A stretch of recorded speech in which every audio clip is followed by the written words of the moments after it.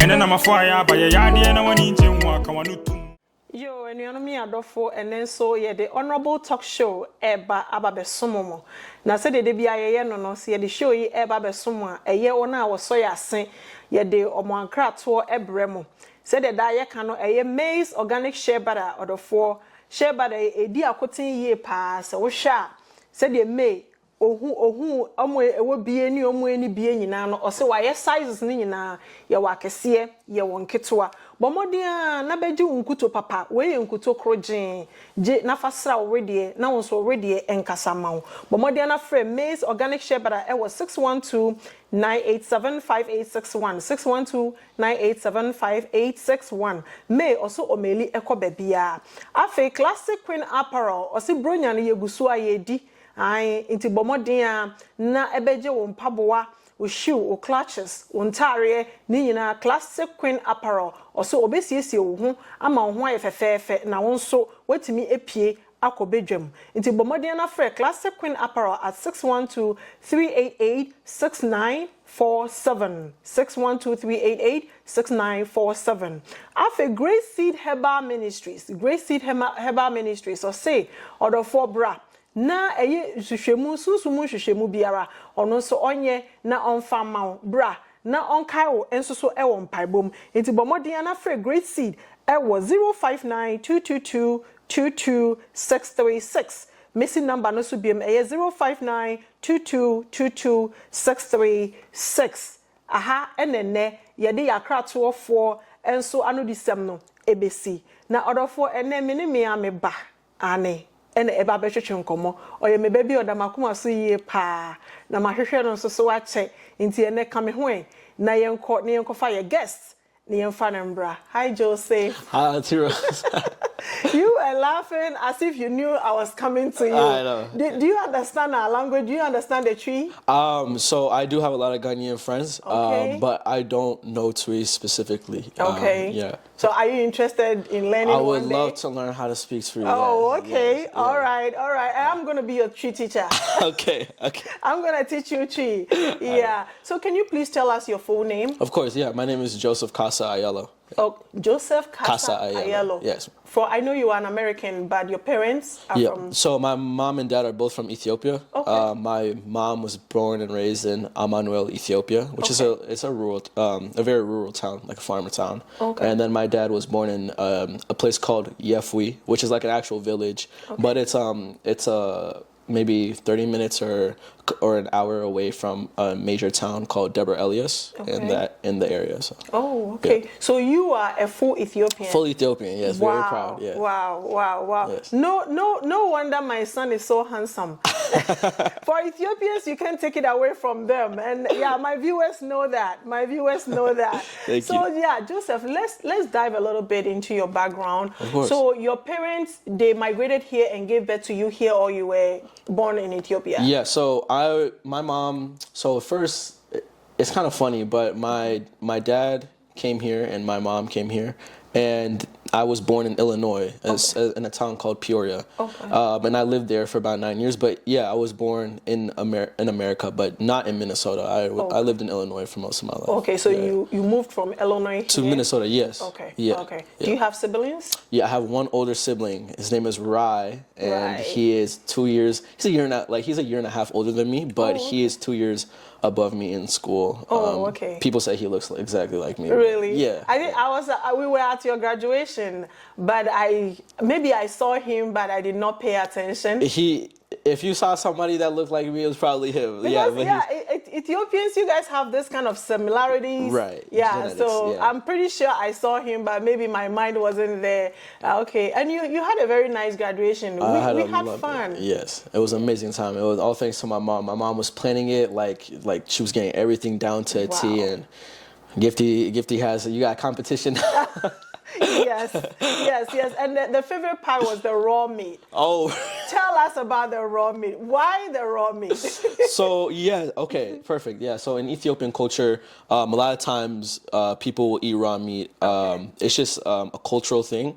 Most of the times, like a really popular dish is called kitfo, and kitfo is made from raw meat, and it's like minced raw meat, but then they put a clarified butter called kebe, which is like butter, but it has a bunch of spices in it. Okay. And sometimes you can cook it a little bit, but most of the times it's served raw, and a lot of people love it. Okay. Raw meat is something that a lot of Ethiopians get backlash for, but when you pair it with the right things, it does taste like it is manageable. A lot of people, it does seem very out there for a lot of people, but it's something it's like an acquired taste. You gotta have it to enjoy it. Right? Yeah. Honestly, when we got there and then I saw the raw meat, I was like, are they now going to cook it? Or No. And Gifty said, Mom, I told you you're gonna try different things today. You didn't try it. You were scared. I was scared. Okay, no. That's perfectly fine. Wow, but I like the way the diversity and then I like it, and then all things being assorted, and you need to pick and choose what you want to eat, and we had fun that So day. nothing is like that in like Ghanaian culture. Like you guys don't have anything remotely close to like. No, not the raw. Okay, yeah. Not Okay, the raw. okay, Yes. All right, perfect. All right. So when you came to Minnesota, which schools did you attend? Yeah, so I went to Skyview Elementary for about 2 years. In Oakdale? In Oakdale. It was a very big culture shock because I had originally went to Peoria Christian School in when I was living in Peoria. It was a very small Christian United school, and I went to Skyview, and it was like a completely different environment that I had to learn to adjust to. It was kind of, I think it toughened me up a little bit because it definitely was a little bit rough at the school. Okay. But after that, after 2 years, for my 5th grade year, I went to Lake Elmo Elementary. Okay. And then for 6th grade to high school, I graduated in Math and Science Academy here in Woodbury, Minnesota. Wow. Math and Science Academy. Yeah. MSA. MSA. Let's talk about MSA. Let's talk about MSA. Let's talk about MSA, because I know you cannot just go to MSA.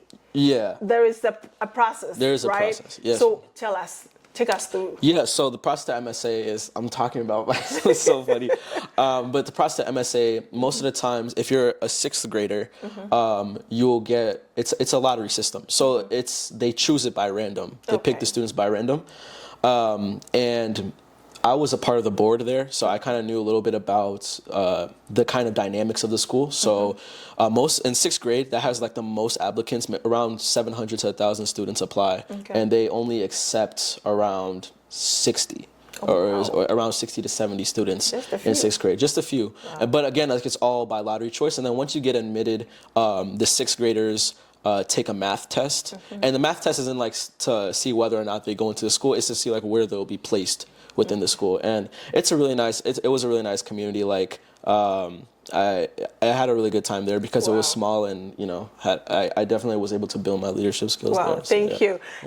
Out of 4 night and come on, my name is Joseph Ebo, and Nana me busane say ofri hin, and minim say oy American, but now for efri hin, no say now for Ethiopia for ne mama Ethiopian ni, ne papa Ethiopian ni, ye wono Illinois, and later omo movie eba Minnesota. Nana me busane say oba Minnesota no schools bang and na koye. Na ye din kan so e kan graduation party and last year one sem kakra me ankasa me ko graduation party ni bi nana nnuane omo serve ye no ebi enam no raw meat nana me busa say why the raw meat no so in the Ethiopian culture na say the omo so omo ye no omo serve sa enam no, but aya omo de enema bi gugu so bara bia ye kuro be ka say butter bia makoni ade ewo ma na che so mu de gusua na ama enam no ayede nti yen mu ayen bi da na yehuna se too plain, but omo de omo culture mu no omo di omo de pa na me busa ne say schools okoko ye no ebi so ne de he na say okko school bia ye friend no MSA Math and Science Academy. Now it is one of the best schools. It is the best school in Minnesota. Na me busa ne say minim say obi ntimi nsore keke enko MSA na criteria ben ana say den na onipa no process ben na obefa so a ode ebeko ana niam ben no mo hwehwe ansa na ebeji obi MSA na o kire so no oka board ne ho na enu na mani hu eniam a omo hwehwe MSA o ansa na ebefa o na ebi ni say nipa be 600 apply, but omo befa nipa be 60 pay na ye fa wa let's say what 6th grader ye o apply na say ye fawa obeye math quiz and a test eno ene ye de ebe faw na ye beye na yenya ne ka say owo wa achieve niema bebre na eno ne ye ba bedom sukọ. So back to you, Joseph. Yeah. I know you were confused, but I was trying to translate whatever we discussed to our viewers out there. So still at MSA, you were part of the board, and there are other achievements you won at MSA. Yes. Take us through. Of course, yeah. So just speaking more about the board, I was the second student in the school's history since 1999 to be elected twice as a student board representative. On the board, I advocated for student initiatives, trying to get students more things to eat because there's a really big stereotype around MSA that you kids are always hungry and stuff. I didn't know what that about the students there, but I got to also advocate for racial things. At times where the school was, maybe the leadership there wasn't straightforward. I was there to help put it back into place. That was a really big blessing that I took part of. I learned a lot about myself during that. But the reason I was able to succeed a lot in that position was also because I was president and I was the founder of my school's Black Student Union. And despite the school being a PWI means predominantly white institution. MSA is very diverse. I want to first say that. It's around maybe 40% white students, but it's a lot of Asians, a lot of Indians, a lot of African Americans. So it's getting very diverse. But it was the largest club in the school, and we also had even say in what the school did sometimes because of our size. My time in Black Student Union was very powerful for me because I learned more about what it means to be African American growing up here while still staying connected to my African roots back home. And at the same time, I also created many events so that the students could also learn.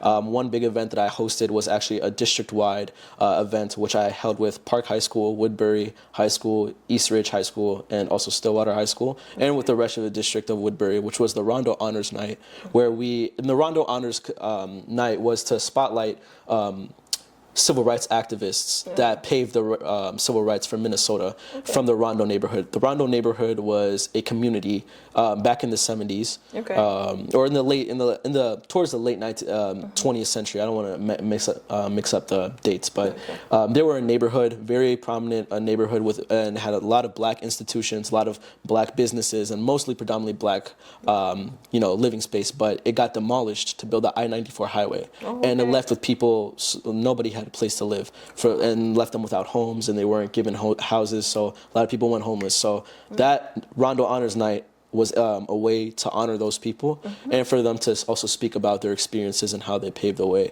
for civil rights in Minnesota. So those two worked hand in hand with each other. In MSA also, I was the vice president of my student council. So that student council was more about planning events. So the board was more about school-wide, creating a new school. Where are we going to find this new school at? Student council is more on the smaller level, where we plan student parades. We plan assemblies where the entire school will come together, play games and stuff like that. So that was a really fun time I had there. And also during my time at MSA, I also created Christian Youth United. I really wanted to do that because MSA they had a Muslim Students Association. And I wanted a place for MSA students to come together and learn about the love of Jesus. And through that club. So you were advocating Christ to them? I was advocating Christ to them. Wow, good job. Yeah. Good job. So I created Christian Youth United with two of my other friends, and it was very powerful. We started off with maybe 3 people, but it grew phenomenally, and the school was against it at first, but I was able to push it through, and we always started before the school day happened. So before the school day ended, before everybody went to class, we all would hold hands and we would say a prayer for the rest of the day, and students would go out. So that was a very good time, and they're still continuing on without me, and I'm proud of them. So Joseph, you had a lot of achievements at MSA, but let me take you back a little bit to BSU. What is one thing that you loved, that you achieved for BSU, MSA during your time? What is that one thing? The one thing that I loved about BSU, or one thing I loved one thing you achieved that was so pertaining to your heart that I am glad I got this done for BSU. Do you have that one thing? Yeah, I do. I think one thing, so BSU used to be known as it was known as Africa Club. And Africa Club, when I was in 6th grade, 7th grade, it was really big. But then when the people graduated and left, they moved the times to like 8 a.m. in the morning. There would only be 2 people that showed up. And I was like, this isn't what should happen. Our student population shouldn't die here. So I created a plan to completely reinvent it to Black Student Union to appeal to the African American community. Because like also the African American community at MSA was kind of like, I'm African American, like what's the point of me joining Africa Club, right? So I wanted it to be inclusive to everybody. And BSU, one thing that I was very proud of is that it didn't just have Black people in the club. There were there were white people, Indian people, Asian people that all came together to learn there. And to learn from one another, and then to go out into the world and take what they learned and keep that within them. And I think that's one thing I definitely loved about BSU was just the fact of its inclusivity and how big it became, because it went from around 3 to 4 people in the mornings. I changed it to after school, and I mean on our first meeting we had like 50 people show up, and 50 for MSA is very big. MSA is a pretty small school. It's a small school. Yeah. So, and I would also actively be telling kids, like I'll be like, they would be standing outside in the bus stop. I'm like, why are you guys standing? We have BSU meeting. Like, come on inside. Wow. And then that would make them want to come inside. And one of our leaders, actually, I got them in through that way, and that's how she's leading. So it's just the inclusivity and seeing that it's still going strong today. It's also about the legacy that I left behind. So that's what I'm proud of. Yeah, good job. And also, let's talk about the butterfly stroke. Okay. And you were one of the top 30 in Minnesota. Yeah. Wow. Let's talk about it. What is it about? So I was top 30 in the class of 2024. Okay. And the butterfly stroke it is deemed as one of the, I guess, more rigorous strokes because it's hard and it's tiring to do. Essentially what it is, like there's normal strokes where you do this, right? So it's swimming. It's swimming, but except this time you kind of go, if I could do it, you go around with your hands like this. Okay, so you go. Yeah, you go around and you bring it up, and that's really it's a really tiring motion to do. But I found a quick love for it, and I was able to succeed in that. And I was able to create the swim team at MSA, and we went to state. We actually one of our swimmers went to state, but with MSA helping CDH, we got the first win in 2 years for them, and then it was a very good, very successful season, and I'm really glad that happened. So, wow. Yeah. Any other achievements at MSA apart from the butterfly? Stroke? So I was also when I was a swimmer, I was an academic All-American athlete. Academic All-American athlete means that one, you have to be good at swimming. Like you have to have certain times, but then you also have to be very good in school. You have to maintain a certain GPA. And if you meet those standards, I think only 1 to 2% of swimmers in the country receive that award. And I was the one person from my team to receive that award. I was also the Distinguished Gentleman. I received the Distinguished Gentleman Award on the team, which goes out to somebody who really shows what it means to be an athlete, but also a student. And that's something that I was able to. You deserve that. Yeah, thank you. Yeah. But I also did. Those were the main things I did at MSA. But I definitely did a lot of other things in my city, in the entire Woodbury city. We could talk about it later, but I did other things for the city of Woodbury that may not be directly associated with MSA, but a lot of that leadership that I gained from the school, I was able to go out and do there. Can you tell us one? Yeah, of course. So I was a part of the police committee, the Woodbury Multicultural Police Advisory Committee, and I was the representative of the African American and Ethiopian and Eritrean communities. And what we did there is we met with the head of the police and the rest and a bunch of police officers of the community of the city of Woodbury, and we would talk to them and we would gain insights. They would tell us their statistics about like different arrests and stuff like that, and we would gain that input. We would get the input that we've gained from the people in our communities, and we'd present it to them, and we would kind of be able to create this better relationship amongst the citizens of Woodbury and between the police there. Okay. And also, one more thing that I was able to do was I created a nonprofit organization with my friend. His name is Santosh Valluri. And we created the Woodbury Days Youth Council. And through the Woodbury Days Youth Council, it's a nonprofit organization that allows students to get volunteer hours to go around in the community, work. But also, the main thing we do is we help fund and create the Woodbury Days Carnival. I don't know if you've ever gone to the carnival, but it's a big. I haven't, but sometimes I drive past it and I'm like, oh my God, that's a lot of people over of course. there. Yeah, wow. So we help plan that, and last year we actually got the acquisition, and we were able to be sponsored by 3M, the NBA Timberwolves, and Core Trust Bank. So something that I've been into. Joseph, looking and then listening at all the achievements and what you were doing, not only with the school but also in the community, how were you managing that with your studies? And you were still one of the best students. I mean, you were the best student at your time. How were you managing that? Truth is, I didn't. How that works. How did you do it? A lot of people ask me that. I think one thing is definitely dedication. Okay. You know, knowing where you're at. For example, like I used to, for my last year of high school, I went to the University of Minnesota full time for PSEO. Okay. And it would just be like, I would wake up at 6 a.m., go do a high school lift for my swim team. I would rest a little bit, then I would go to school till 4 p.m. And then I would go to practice straight after that, come home, maybe eat dinner, and then do my schoolwork until the end.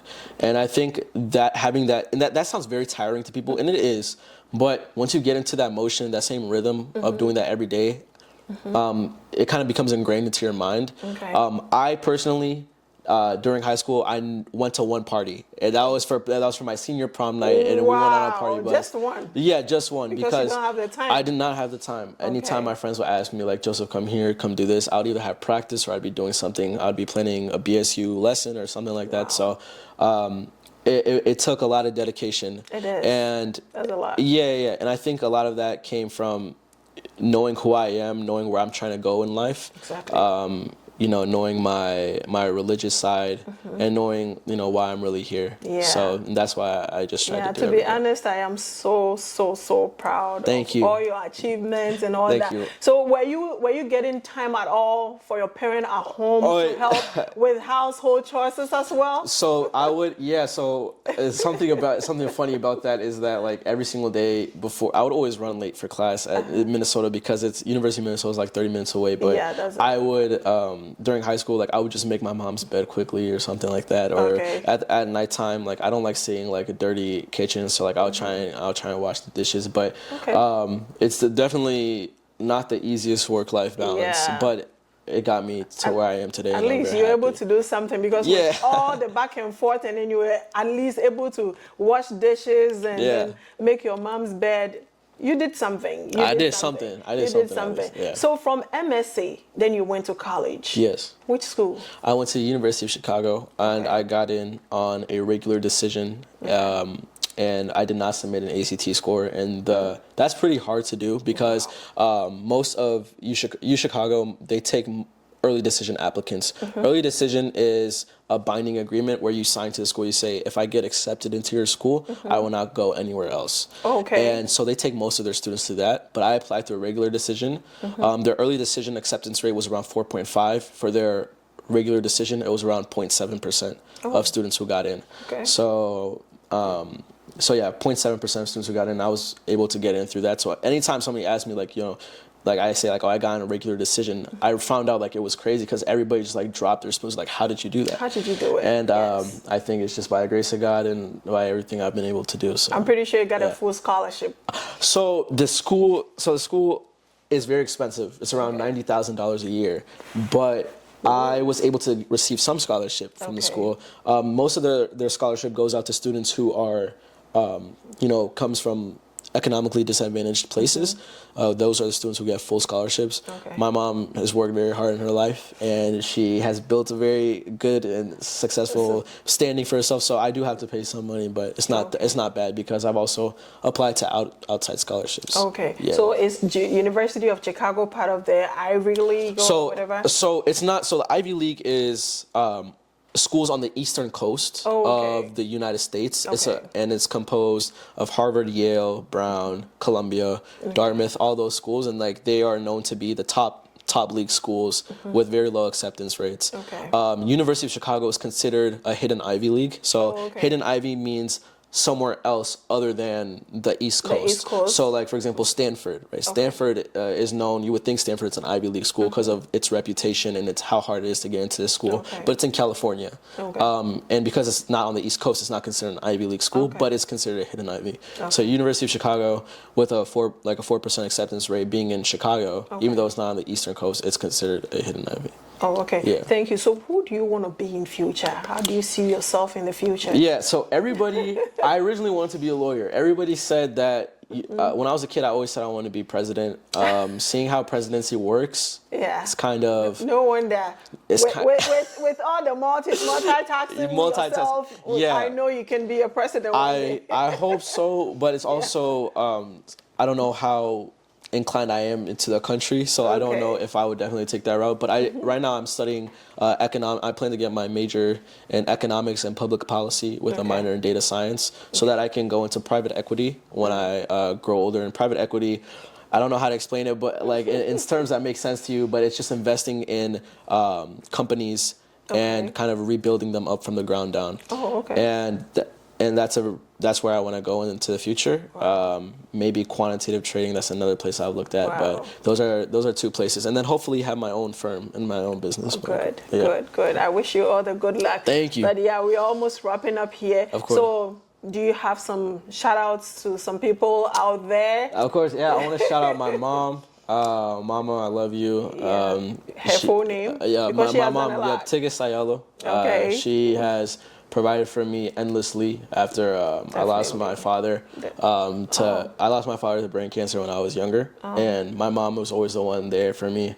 She would work like 13-hour shifts and then take me to swim practice and like wait in the car doing her work for like 2 hours.